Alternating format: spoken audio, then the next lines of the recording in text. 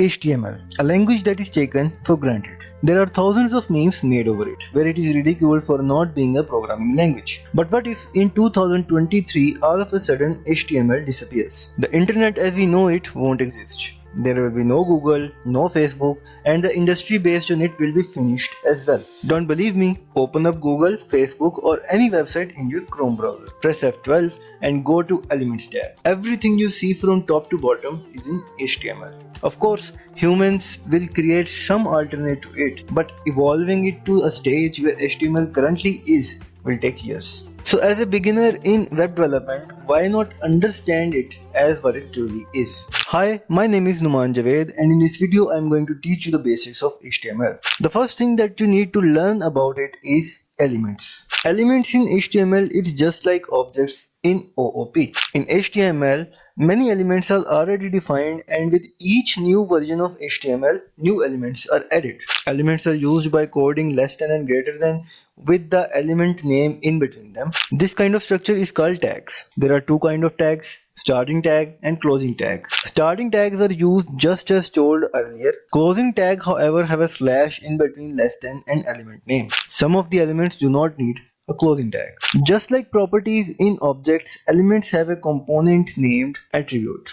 In HTML, an attribute consists of a name and value with an equal sign between them, and value is written inside double quotes or single quotes. Some attributes don't have value at all. In HTML, however, elements do not have methods like objects have. There are a lot of elements in HTML, so discussing them all won't be possible in such a short video time. However, let's take a look at the essential ones. The very first element is HTML itself, then the head and body. Head is a tag in which identification of website is put. Its title, its metadata, its orientation, each of them has their own tags. In head is a kind of detail which is not displayed to the user but is apparent to browsers and machines. There can be a lot of things added to that.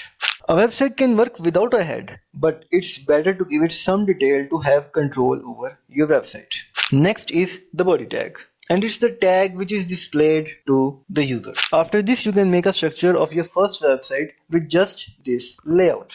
If you are wondering how to do that, go to search bar, write notepad, enter your code in the file, go to save as, select all files in your save as type, write the name of the file, whatever you want, with a .html at the end, and click save. Your file is ready to be opened in a browser. But in this way, you cannot show your work online. So better to use codepen.io. All you need to do is go to codepen.io, click on sign up with email or whichever option you like best, fill the form and click submit. Or if you are already a CodePen user, just sign in, click your profile icon on the top right and select new pen. You will land on the CodePen editor. Enter the name of your file in the top header. There are different parts for HTML, CSS and JavaScript. For now, write the code in HTML section and see the result in the bottom pane. Click the save button, and now you can share your work with anyone online by sharing the link in the top pane of your Explorer. Most of the work is done in body tag,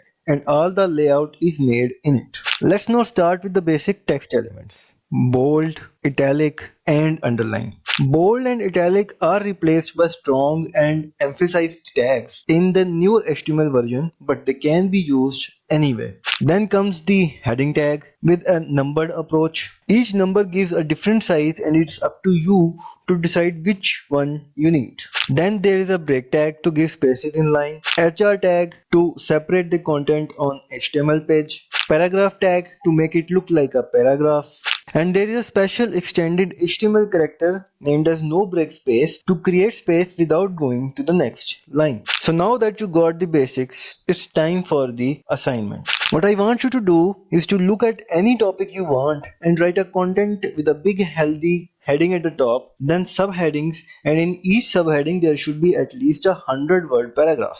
Emphasize or underline or bold the important words in those paragraphs. Try using them all, and after every two subheadings, separate them. And when you are done, share your CodePen link in the comments. Hope to see you in the next lecture. If you liked today's content, please click the like button, and if you want to continue with this series, click subscribe and don't forget to click on the white bell icon to get the latest notifications. If you found it helpful, share it forward. That's all for today. Thank you so much.